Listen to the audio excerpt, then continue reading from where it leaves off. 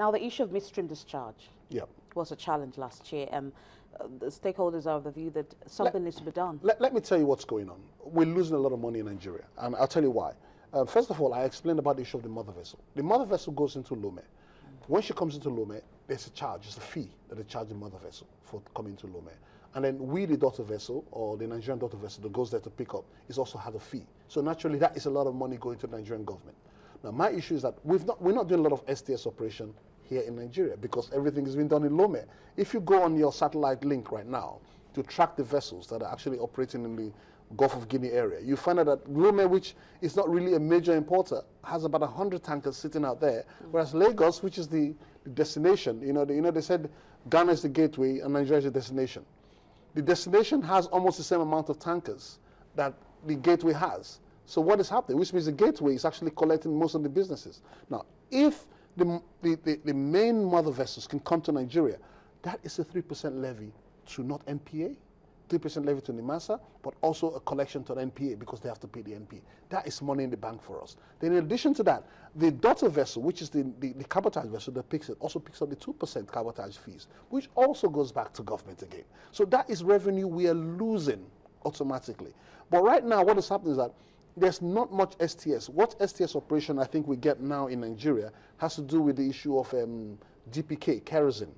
When the government imports kerosene right now, that's when they do the. But apart from that, PMS, diesel, and the rest, my understanding is everything is being done out of Lome right now. Have we engaged the authorities in this regard? How well have they been carried along to understand what's going on in that sector? They must know because they open letters of credits. They must know. They open a letter of credit. And the challenges that's been faced by ship owners in the country in that area. I must commend Chief Jolakpomo and Mr. Labinjo. They have been screaming their voice have gone hoarse on this matter. But I don't know. I guess people think they are doing it for their own personal gain. But I think they need the Ministry of Finance, the Honorable Minister of Finance and the CBN governor need to sit down in a room with Nigerian ship owners and let us look at the figures and the cost. Forget about what Nigeria. If a Nigerian ship owner even makes any money, he will not spend that money outside Nigeria. Even if he marries 4 wives or does a party, that money is spent in Nigeria. But a Greek ship owner or foreign ship owner that takes that money, takes it back to his own economy. So I always believe in what Margaret Thatcher said: the trickle-down economics. Give it to the Nigerian, because no matter what, the Nigerian man will still buy his tomato and pepper in the market. And no matter what, the money which he gains, he's going to spend it in Nigeria. He will buy his bunkers in Nigeria, he will buy his fuel, he will do everything he needs to do, and he will put Nigerian crews on board. And that alone, one crew takes care of 5 people. That is 5 people off the streets from Nigeria. Whereas a foreign ship owner would rather give it to his own foreigner, and guess what? He will send the money back to his country, which has it. So the money which we're having in the Nigerian economy is actually leaving our economy rather than us trying to retain it here, because Nigerian ship owners will keep it in Nigeria. So we need to block the exit. Exactly. The exit point. Exactly. Of that. Okay, let's talk about the issue of pollution. Well, the issue of pollution, I believe that NIMASA is dealing with that quite reasonably, because IMO has issues relating to discharge at the sea. I'm talking about more of maritime issue. I can't talk about the issue of the pipelines, which releases onto the water. They have procedures for you to discharge your slop tank. I believe the MAPOL, which is the Maritime Pollution Unit of not only the NPA, but also of NIMASA, are actually looking at the number of waste you have on board the vessel to make sure that the vessel, the discharge, you must have, every waste that goes out of the vessel, there's a certification which must go through. And then now, also there's an OCIMTF, I think, there's a society which is based in, which is international, which sets procedures for STS operation and also for issue of pollution. They also, every ship owner must follow those procedures. Now, in addition to that, every ship owner also takes what they call a blue insurance, which is $1 billion insurance cover in the event of spill. Not many, well, it's very difficult for Nigerian ship owners to do that because they're having difficulty paying their normal insurance bill. But that is a requirement because no STS operation can take place without you providing that insurance cover. So that means that we'll continue to see foreign ship owners dominating that part. Well, right now, but we can bring that home. That is the beauty about this thing. What can be done really? Because if a ship owner needs to insure his vessel, and without a huge sum of money, what can be done? What options does he have? No, but if he has the business, he can afford it. he can afford it. If he has the business, if the Nigerian ship owner has the business, the contract of affreightment, he's able to afford it because the insurance is going to pay. It's no different from what the foreign ship owner is paying, and that ship owner is making his money from carrying Nigerian products.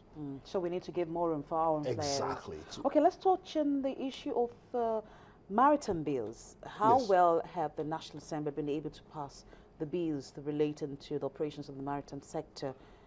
Well, you talked about the transport bill, which I've always proposed that. We also have the harbour bill. Yes, the transport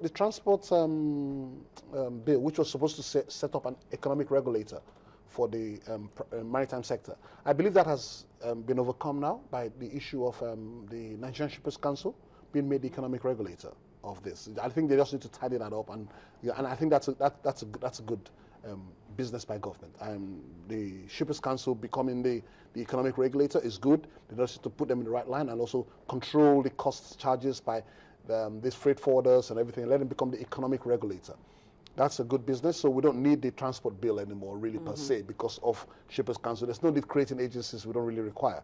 The Port and Harbours bills, I really support that bill because I feel that NPA should be more independent. If I'm going to say my mind, I would say NPA should be a limited liability company, a PLC company per se, so that NPA can just be a company that is doing its job and paying revenue back into government, so that there can be a bit more independence with NPA. That is my take on that. But I'm not ready Port and Harbours bill, so I cannot tell you the details of what they're trying to achieve. So I would not be able to go in details into that.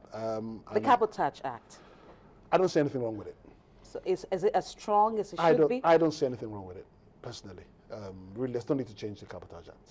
So everything is in sync. There's only one part which I wanted to have them change, which would have a part that would have included rigs into the Cabotage Act, because they talked about all marine transport one section. But I think we can do without that.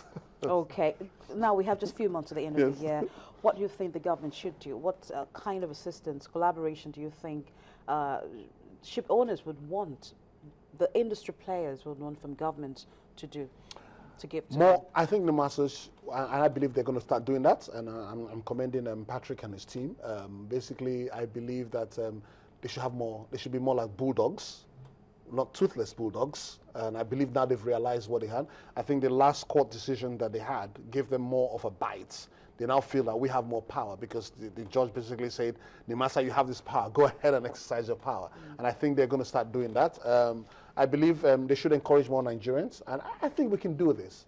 I think now it is time for the CBN governor, really, if he wants to get his economy right, the CBN governor and the Minister of Finance should call Nigerian ship owners between now and begin to plan for 2015, because I believe that we, the ship owners, are the drivers of this economy, because nothing can happen without the ship owners. And if you empower the ship owners, it's going to be good for Nigeria, it's going to be good for the industry, and it's going to be good for everybody in Africa.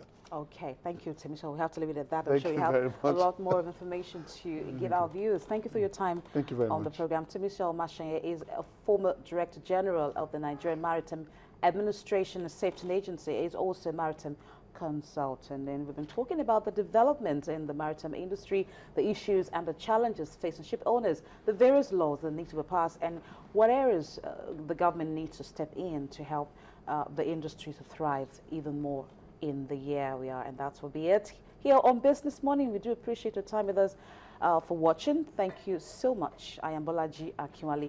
News Track is up next.